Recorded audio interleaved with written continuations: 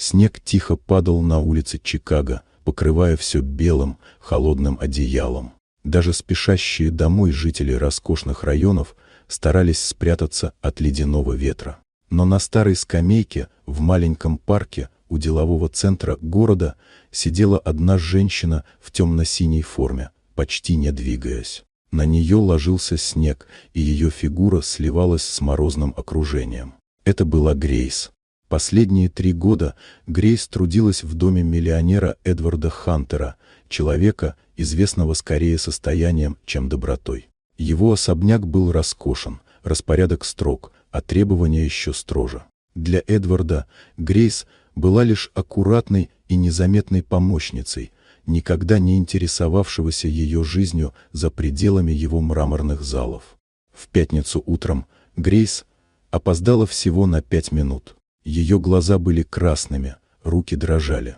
Эдвард не спросил ни слова. Он просто сказал, что ее услуги больше не нужны. Без компенсации, без рекомендаций, без благодарности. Грейс кивнула и ушла, потеряв единственное теплое место, где могла скрыться.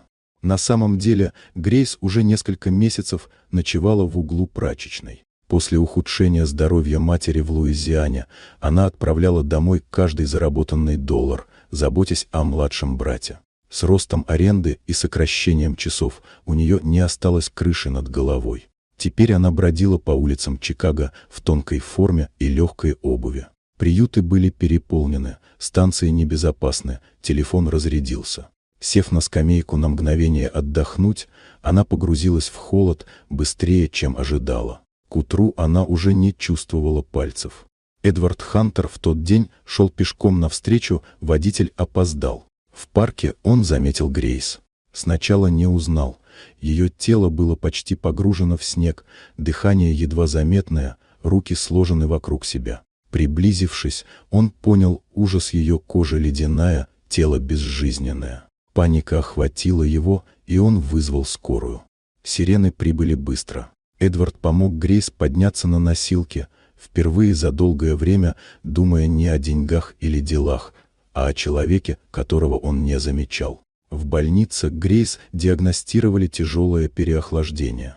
Эдвард сидел у ее кровати, понимая, что ее страдания случились прямо под его крышей, и что он сам этому способствовал. На следующий день, когда Грейс очнулась, Эдвард предложил помощь, оплаченное жилье, медицинскую поддержку и время на восстановление. Он не ожидал благодарности, а хотел лишь исправить собственную ошибку. Со временем Грейс постепенно восстанавливалась, а Эдвард научился видеть людей за пределами их роли служащих. Через несколько месяцев он предложил ей новую должность руководителя заботы о персонале на всех его объектах. Грейс стала тем человеком, который следил, чтобы больше никто не оказался незаметным и заброшенным. На благотворительном вечере в Чикаго Эдвард представил ее гостям. Простая в синем платье, она поднялась на сцену, а зал, некогда игнорировавший ее, встал, выражая восхищение.